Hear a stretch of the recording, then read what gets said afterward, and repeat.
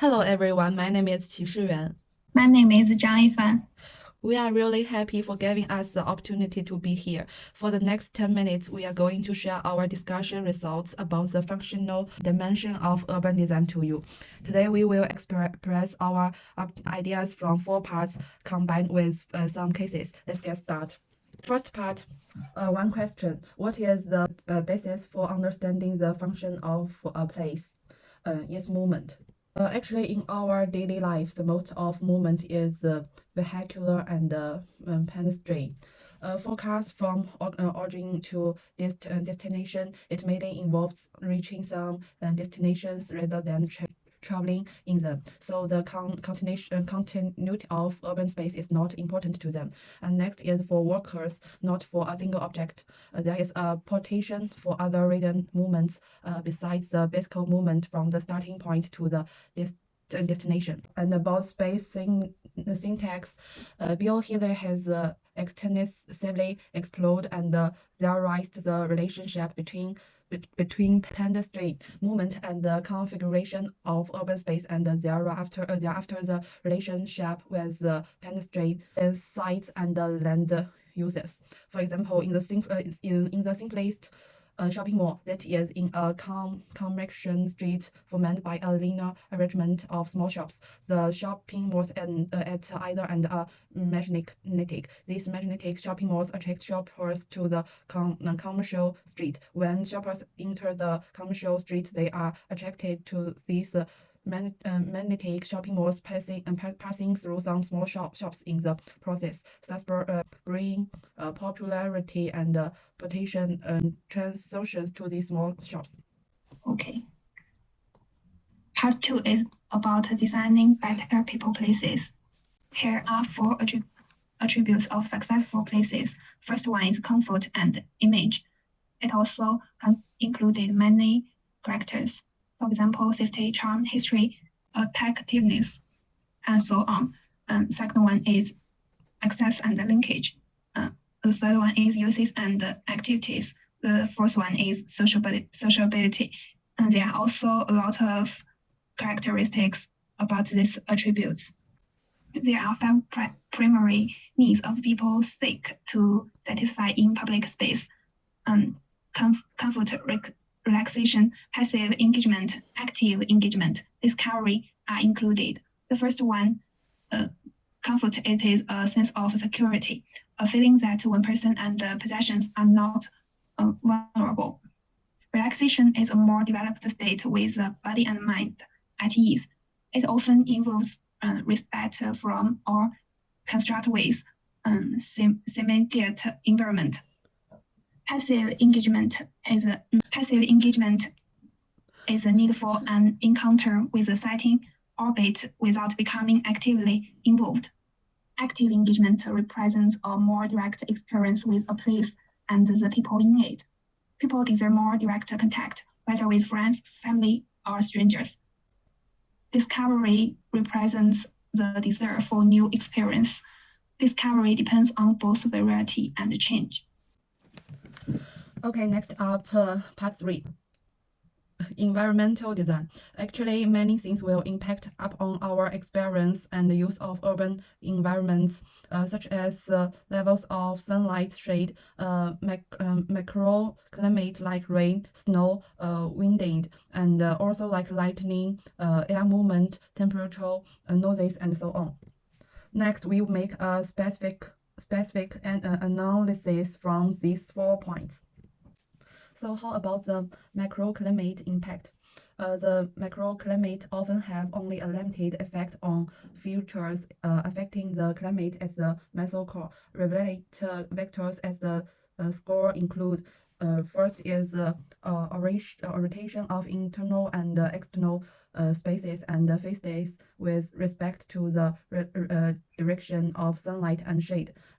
Massing and grouping of buildings, including the space between buildings. Positive positioning of access roads and pedestrian paths, trees, and other vegetation, walls, fences, and other obstructions, building configuration and its effect on and relationship to buildings and other influences at the site boundary. And both the sun and shade also have 2 points in important to impact the designing. First one, orientation. For example, in northern latitudes, south-facing elevations receive the maximum sunlight, and the north-facing elevations the least. Second one, overshadowing and shading. It is necessary to keep a suitable distance between architectures. Vegetation is also a key issue. For instance, deciduous plants along winter sun solve and exclude summer sun. So in terms of it, the flooring should be concentrated the sun's position relative to public space and to the principal faces of buildings, site orientation and slope, exciting obstruction on the site, the potential for overshadowing from obstructions beyond the site boundary, the potential to overshadow nearby buildings and spaces. And the air movement, in usual, the wind effect is to be minimized at influences on pedestrians, the environmental conditions within public space and around building industries, and the activities orchestra there. In very humid climates, external spaces may need to be designed to encourage a greater flow of cooling air. In more arid climates, precision fountains and water filters in public spaces help cooling through the evaporation of water vapor. 4 is the lighting. Statutory lighting, which provided physical lighting levels to add a pedestrian wave of funding and the scroll use of the public room and at night, and the safe passage of vehicles. Vanity lighting, which enhances the street scenes from through flood, future and low-level lighting, and give color and ventility through signs, shop lighting, and season lighting. Part 4 is about the capital web.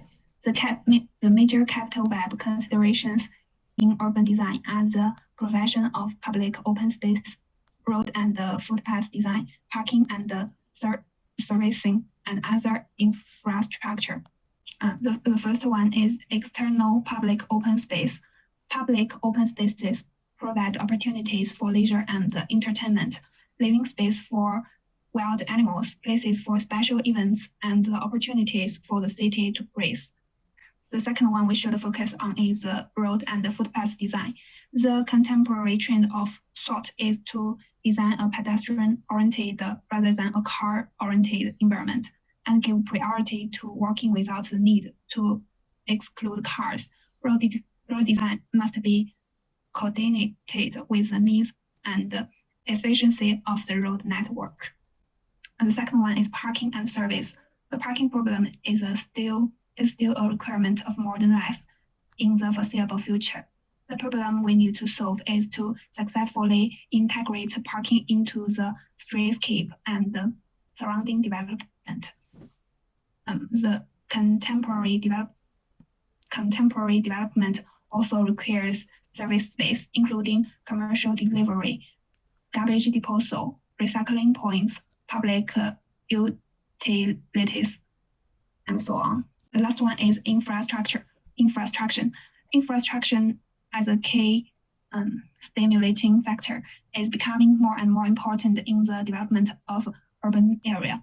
The development around the railway station can introduce new commercial uses in the insufficiently utilized areas, so as to enhance the vitality of one and allow the residents of the surrounding area streets to serve more of their daily needs.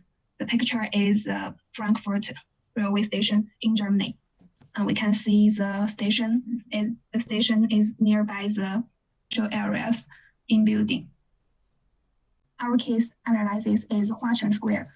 Huaquan Square is known as Guangzhou's urban living room and is the largest square in Guangzhou, covering an area of 56 hectares. More than 600 big and ancient trees were planted, about 2 kilometers of walking boardwalk, and a floating island lake covering an area of more than 15 hectares. The sunken square is laid out along the central axis, connecting the entire underground commercial center in series. Second landscape plazas, large ramps, and stairs bring nature into the underground space. Here is a picture of the pedestrian system in Huaquan Square. According to the different ways of citizens reaching to the square, connect them through the square ground pedestrian system, pedestrian bridge, sunken square, and connect them with the pedestrian passages in the core area, the underground passages of surrounding buildings, and the elevated two-story pedestrian walkway to form a three-dimensional structure pedestrian system. Here is all of our reflection on functional dimension of urban design. Thank you for your listening.